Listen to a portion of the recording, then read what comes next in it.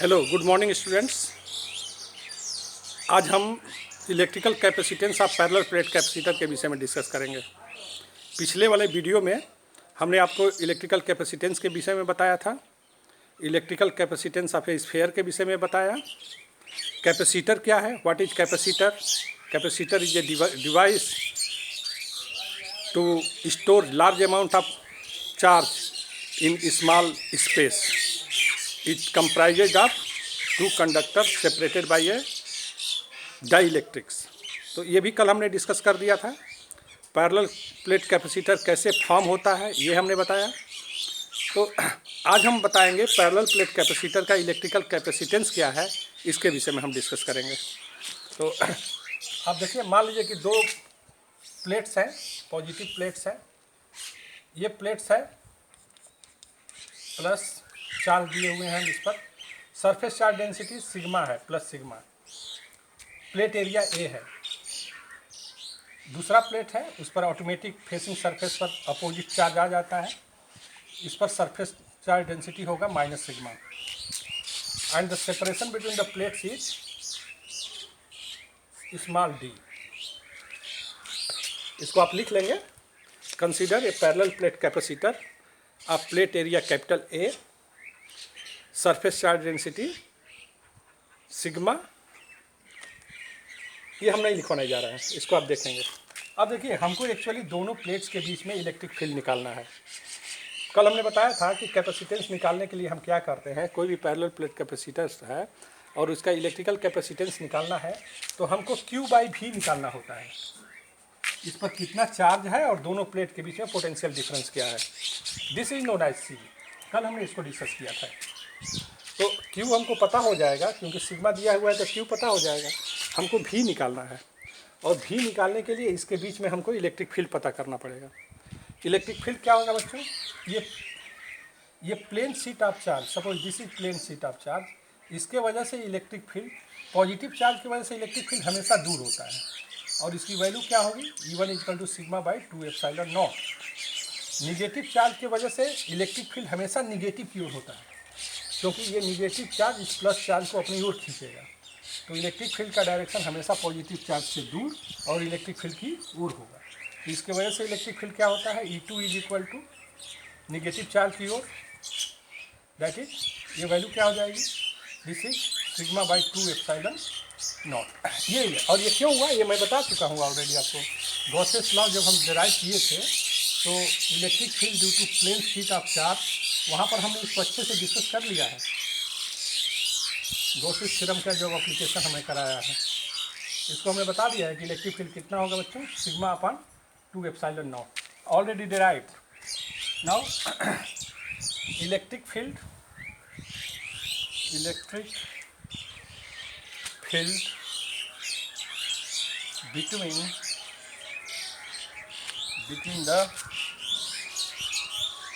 between the plates of the capacitor.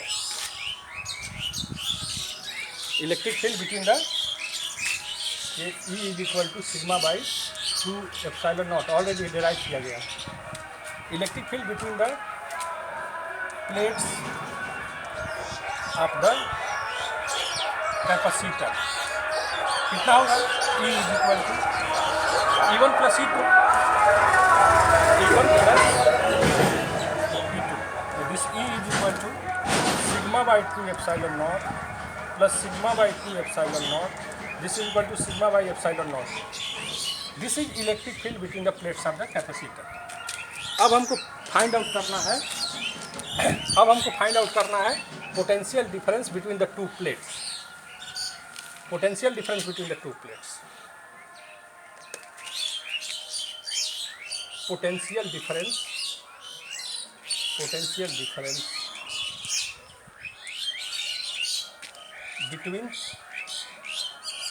between the two plates। दोनों plates के बीच में potential difference कितना होगा? V = पोटेंशियल डिफरेंस क्या होता है? 1 कूलम चार्ज को एक प्लेट से दूसरे प्लेट तक ले जाने में वर्क डन। तो 1 कूलम चार्ज पर लगने वाला फोर्स, उसी का नाम है electric field into displacement. V = E × D।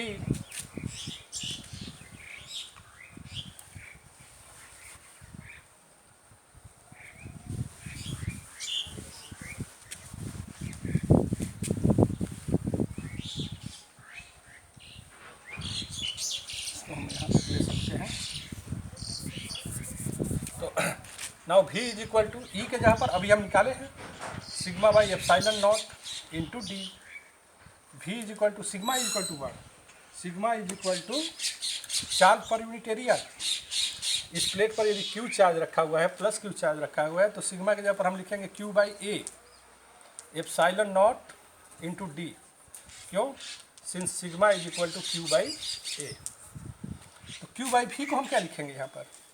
तो this Q by epsilon naught A को इधर कर दीजिए, epsilon naught A by D, this is equal to Q by V, और इसी Q बाई V की वैल्यू होती है C। तो हम पैरेलल प्लेट कैपेसिटर के लिए हम electrical capacitor C is equal to epsilon naught A by D निकाल चुके हैं। This is electrical capacitance of parallel plate capacitor.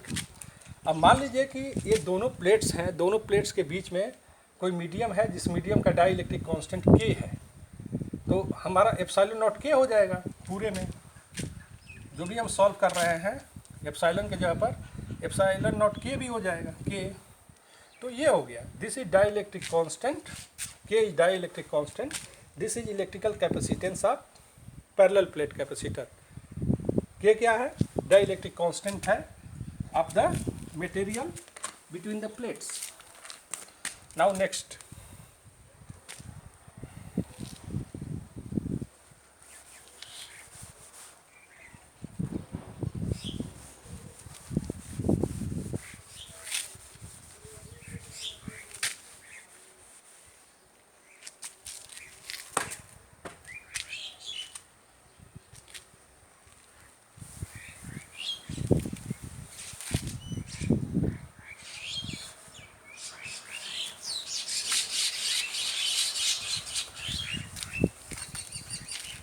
Partially filled parallel plate capacitor. अब हमको निकालना है electrical capacitance of partially filled. इसके ऊपर हम लिख लेंगे, ये जो आप लिखे हैं ठीक है, partially field, partially filled parallel plate, partially filled parallel plate capacitor, ये हमको पता करना है। Electrical field of partially filled parallel plate capacitor. देखो बच्चों, मान लीजिए कि हमारा ये पैरेलल प्लेट कैपेसिटर है, हमने आपको बताया ये पैरेलल प्लेट कैपेसिटर है। यहाँ पर प्लस Q चार्ज है, दिस प्लस Q चार्ज, और यहाँ पर माइनस चार्ज है, माइनस चार्ज है। इसके पैरेलल, इस प्लेट्स के पैरेलल हम एक स्लैब डाल रहे हैं। Slab is parallel to the plates, और इस स्लैब का थिकनेस क्या है? T है, और ये जो स्लैब है इसका डाई इलेक्ट्रिक K है। What is dielectric? Dielectric is K, dielectric K हो गया। और दोनों प्लेट्स के बीच का डिस्टेंस क्या है? D है। अब हमको निकालना क्या है? हमको एक कूलम्ब चार्ज को यहाँ से यहाँ तक ले जाने में वर्क डन निकालना है, that is potential difference between this point and this point. अब पोटेंशियल डिफरेंस निकालने के लिए हमको इलेक्ट्रिक फील्ड चाहिए। Now electric field inside the dielectric, electric field inside the dielectric medium. इसके अंदर कितना होगा भाई इलेक्ट्रिक फील्ड? अभी आपको पता है E is equal to sigma by K epsilon naught, ये पता है,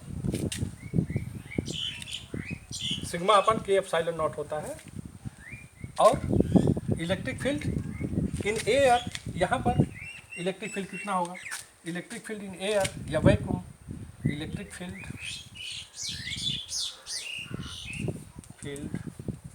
between the plates in air, air में कितना होगा? एयर है K तो वहाँ है नहीं, सिग्मा बाई एप्सिलॉन नॉट। तो एक कूलम्ब चार्ज को हमको ले जाने में दो इलेक्ट्रिक फील्ड के अंतर्गत काम करना है। एक तो सिग्मा बाई एप्सिलॉन नॉट है, सिग्मा बाई एप्सिलॉन नॉट है, और दूसरा क्या है? Sigma by K epsilon not. दो इलेक्ट्रिक फील्ड हमको दिया हुआ है, एक एयर का, ये और ये एयर का, और ये मीडियम का।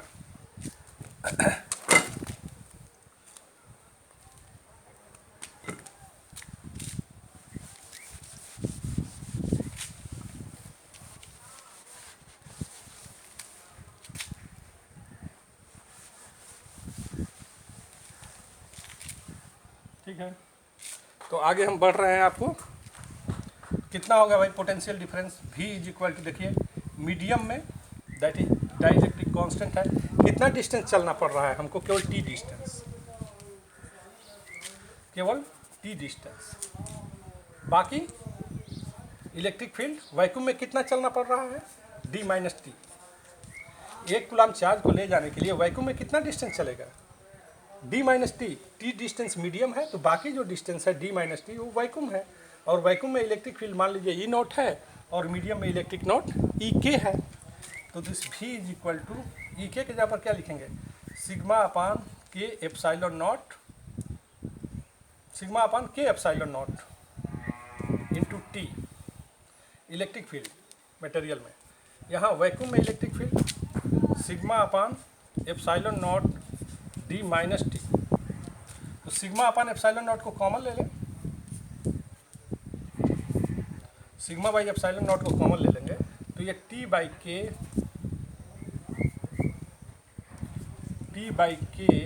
प्लस डी माइनस टी, ये हो गया इलेक्ट्रिक फील्ड। अब हम आगे बढ़ेंगे, क्या लिखेंगे बच्चों? इसके बाद हम क्या लिख सकते हैं? सिग्मा की जगह पर आप क्या लिखेंगे? सिग्मा की जगह पर क्यू बाई ए लिख लीजिए। हम इसको मिटा दे रहे हैं फिर।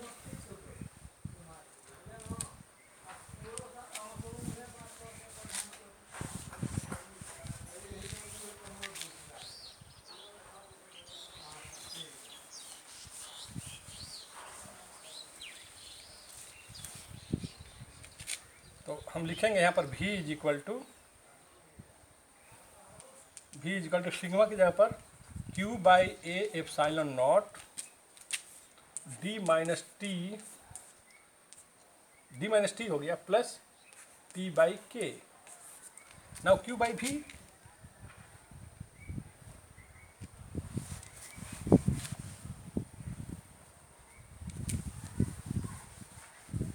q by v is what? q by v की जगह पर हम क्या लिखेंगे? एप्साइलॉन नॉट तो इधर आ गया upon D minus T plus T by K, this is equal to Q by V. और इसी क्यू बाई वी का नाम क्या है? सी है, electrical capacitance. Hence C is equal to epsilon naught A upon D minus T plus T by K. ये this is expression for partially filled parallel plate capacitor, ये हो गया। ठीक है, इसी को थोड़ा सा हम और डिस्कस कर लें।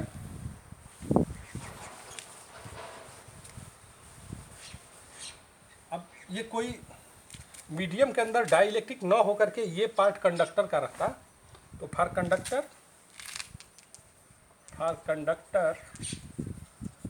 के लिए के की वैल्यू इन्फिनिटी होती है। तो hence C is equal to epsilon naught A upon D minus T, ये इन्फिनिटी हो गया तो वैल्यू ये हो गया। दूसरे और भी हम सेंस में निकाल सकते हैं फॉर कंडक्टर। यदि मीडियम में कंडक्टर होगा तो दोनों प्लेट्स के बीच में उतने ही थिकनेस का कंडक्टर है, तो उस केस में क्या होगा? कंडक्टर के केस में आल्सो हमको 1 कूलम चार्ज को यहाँ से यहाँ तक ले जाना है, तो v इज इक्वल टू कितना डिस्टेंस तक ले जाना होगा? कंडक्टर तो t डिस्टेंस तक है, केवल d माइनस टी डिस्टेंस तक ले जाना होगा। और यहाँ इलेक्ट्रिक फील्ड क्या है? सिग्मा बाई एप्साइलन नॉट, बाकी प्लस कंडक्टर में तो इलेक्ट्रिक फील्ड है ही नहीं। Inside the conductor electric field zero होता है, जब इलेक्ट्रिक फील्ड जीरो हो गया तो वर्क डन भी जीरो हो गया। तो इसको यदि आप सॉल्व कर लेंगे तो this implies v is equal to Q, इस सिग्मा की जगह पर q by A epsilon naught d minus T लिखेंगे।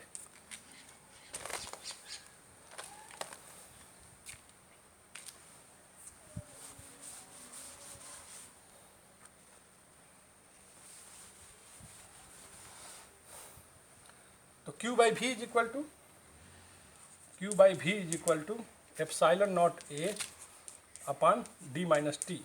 ये हो गया। यदि कंडक्टर है तब ये हो गया आपका क्यू बाई वी को हम सी लिखेंगे, तो C is equal to Q by V को हम सी लिखेंगे epsilon naught A D minus T. इसको ऐसे भी हम समझ सकते हैं। एक चीज़ और आप समझ लीजिए यहीं पर, इसी टॉपिक जब पढ़ा रहे हैं तो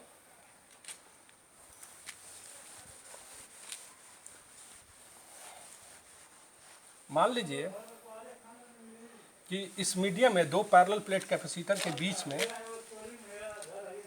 दो पैरेलल प्लेट कैपेसिटर हैं और दोनों पैरेलल प्लेट कैपेसिटर के बीच में हमको बहुत सारे डाई इलेक्ट्रिक्स रखे हुए हैं, जिसका डाई इलेक्ट्रिक कांस्टेंट K1 है, उसका थिकनेस T1 है, डाई इलेक्ट्रिक कांस्टेंट K2 है, थिकनेस T2 है, डाई इलेक्ट्रिक कांस्टेंट K2 है, K3 है, उसका थिकनेस T3 है।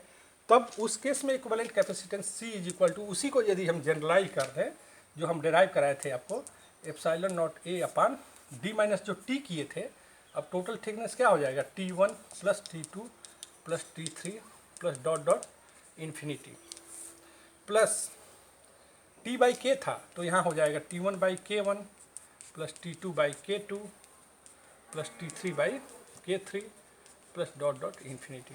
तो इस केस में ये डाई इलेक्ट्रिकल कैपेसिटेंस हो गया।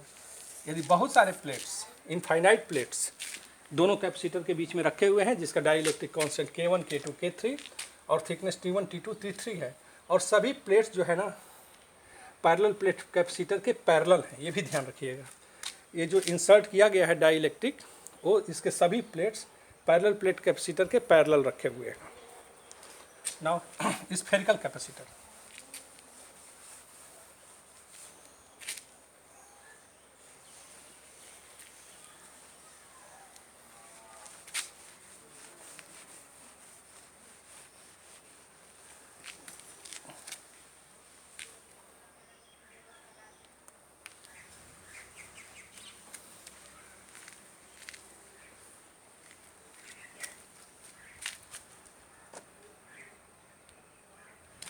Electrical capacitance of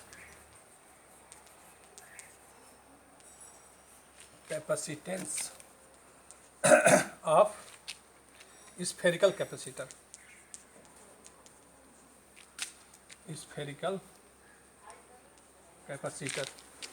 spherical capacitor का इलेक्ट्रिकल कैपेसिटेंस हम निकालना है। मान लीजिए कोई इलेक्ट्रिकल कैपेसिटर दिया हुआ है, स्फेरिकल कैपेसिटर दिया हुआ है, जिसका इनर रेडियस a है और इस पर प्लस Q चार्ज रखा हुआ है,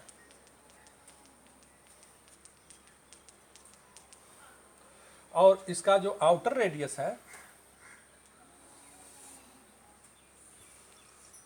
इसका आउटर रेडियस है b। अब देखिए जब प्लस Q चार्ज रखे हैं तो negative charge automatic facing surface पर आ जाएगा। यदि इनर सरफेस पर प्लस Q चार्ज रखा हुआ है तो facing surface will get negative charge by induction. अपने आप कैसे आएगा? इंडक्शन से आएगा। अब हमको एक कूलम चार्ज को इस पॉइंट से इस पॉइंट तक, दैट इज इस स्फीयर से, इस सरफेस से इस सरफेस तक ले जाना है। तो इलेक्ट्रिक फील्ड को इस सरफेस से इस सरफेस तक ले जाने में हमको क्या करना पड़ेगा भाई? हमको इसके अंदर इलेक्ट्रिक फील्ड निकालना होगा। But electric field is not constant. What is electric field at A distance x? मान लीजिए x डिस्टेंस पर कोई पॉइंट है तो वहाँ पर इलेक्ट्रिक फील्ड कितना होगा? Electric field at A distance x from the centre, electric field at A distance small x from the surface, from the center कितना होगा भाई? 1/4 pi epsilon not Q by x square. ये होगा electric field के लिए। हमने derivation आपको बता दिया है। यदि स्फीयर है, स्फेरिकल सरफेस है, स्फेरिकल सरफेस की वजह से आउटसाइड पॉइंट पर कितना इलेक्ट्रिक फील्ड होता है ये हमने डिराइव करा दिया है। कोई स्फेरिकल सरफेस है तो इसके आउटसाइड पॉइंट पर कितना फील्ड होगा, इसके लिए हमने डेरिवेशन करा दिया है। गॉसेस थ्योरम जब हम बताए थे उसी समय, और वैल्यू क्या आई थी? ये आई थी। तो देखो बच्चों, ये एक्स तो ई तो कांस्टेंट नहीं है, चूँकि एक्स जब हमारा चेंज हो रहा है, ये हम एक्स डिस्टेंस पर लिए हुए थे, ये जो इस पॉइंट पी जो हमने लिया ये एक्स डिस्टेंस पर लिया, और जब एक्स चेंज होगा तो इलेक्ट्रिक फील्ड भी चेंज होगा। तो यदि इलेक्ट्रिक फील्ड कांस्टेंट रहता तब तो हम डायरेक्ट इलेक्ट्रिक फील्ड इंटू ये दोनों के बीच का डिस्टेंस बी इंटू ए, बी माइनस ए, आउटर आपका रेडियस बी है, इनर रेडियस ए है, तो माइनस कर देते बी माइनस ए। लेकिन ऐसा तो है नहीं, इलेक्ट्रिक फील्ड इज चेंजिंग। तो हम क्या करेंगे कि यहाँ पर डी एक्स डिस्टेंस, थोड़ा सा डिस्टेंस डिस्प्लेस करने में, यहाँ पर now the work done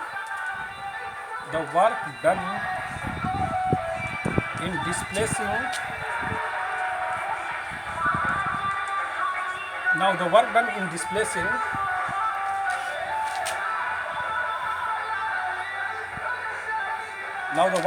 displacing unit charge by dx, कितना डिस्टेंस तक हम डिस्प्लेस कर रहे हैं, केवल dx डिस्टेंस पर, यहाँ पर कहाँ, एट x, जहाँ इलेक्ट्रिक फील्ड दिया हुआ है वहाँ पर हम dx डिस्टेंस, इसको dx डिस्टेंस थोड़ा सा केवल डिस्प्लेस करने में कितना वर्क डन होगा, work done dw is equal to, आपको पता है E into D X. E क्या है, फोर्स है, यूनिट चार्ज पर लगने वाला फोर्स। क्योंकि यूनिट चार्ज को डिस्प्लेस करने में हमको वर्क डन निकालना है, इसलिए यूनिट चार्ज पर लगने वाला फोर्स हमने निकाल दिया, E इंटू डी एक्स। तो E की वैल्यू दिया हुआ है क्या, तो E इंटू डी एक्स, तो ये तो केवल dx डिस्टेंस डिस्प्लेस करने में वर्क डन होगा।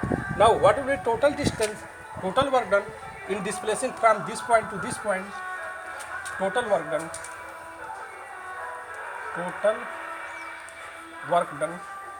डन निकालने के लिए हम क्या करेंगे, इसको इंटीग्रेट कर देंगे, dw is equal to E dx। कहाँ से कहाँ तक इंटीग्रेट करेंगे, यहाँ पर x की वैल्यू a है और यहाँ पर x की वैल्यू b है, तो a टू b इंटीग्रेट कर दिया हमने।